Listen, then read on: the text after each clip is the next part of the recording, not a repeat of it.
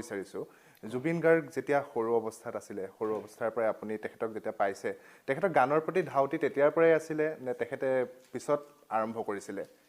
কেনেকুৱা আছিলে তেখেতৰ চাইল্ডহুডটো এইটো বৰ বিবাদমান কথা হয় জুবিন গাৰ্গ জন্ম হোৱাৰ পিছতেই শোৱাৰ ক্ষেত্ৰত মাকে গান গাই শুৱায় এই গানটোৰ প্ৰতি ধাউতিটো তাৰ খুব বেছি তেতিয়াৰ পৰা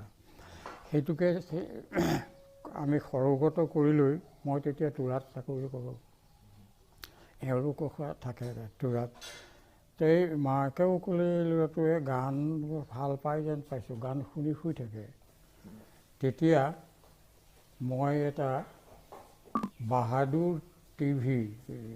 সৰু ষ্টেট এটা আছিলে বাহাদুৰ টিভি গান শুনাৰ কাৰণে আনি দিলোঁ তেতিয়াৰ পৰা সেই টিভিটোত তেওঁ গান শুনাৰ অভ্যাস কৰিলে সেই বজাই দিলে শুই থাকে খোৱা খালে তাৰপিছত টিভিটো এইটো বাজি আছে তেওঁ টোপনি যায় তো ইমান নিষ্ঠাৰ সহকাৰে তেওঁ গানবোৰ শুনে তেতিয়া বুজে নুবুজে সেইটো বিজ্ঞানে জানি ক'ব আমি নোৱাৰিম কিন্তু দেখি আশ্চৰ্য হওঁ মই সেইটো আনি দিলোঁ টিভিটো সেইটো সি তাৰ জীৱনৰ 20-21 বছৰ বয়সলৈকে ঘৰতে ৰাখিলে মই ট্ৰান্সফাৰ হৈ ঘৰত যোৰহাটলৈ আহিলোঁ তেতিয়াও সেই টিভিটো আছিল তাৰপিছত নাইকিয়া হ'ল তাৰপিছত সময়ে সময়ে তাৰ এই বাদ্যযন্ত্ৰবিলাক বদলি কৰিব লগা হ'ল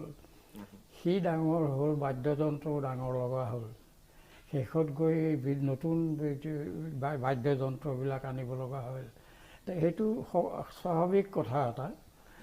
তেওঁৰ লগ বন্ধুবিলাকৰ লগ পালে তেওঁলোকৰ কোনোবাই হাৰমনিয়াম বজায় কোনোবাই ডাঙৰ কিবা এটা বজায় সেইমতে যন্ত্ৰ পাতিবিলাক হ'ল আৰু তেওঁ লাহে লাহে মনটো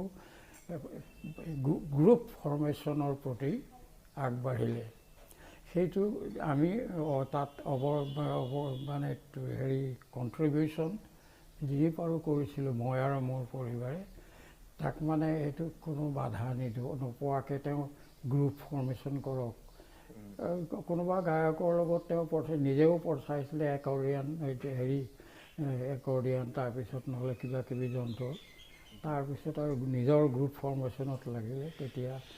ছাকচেছফুল হ'ল আৰু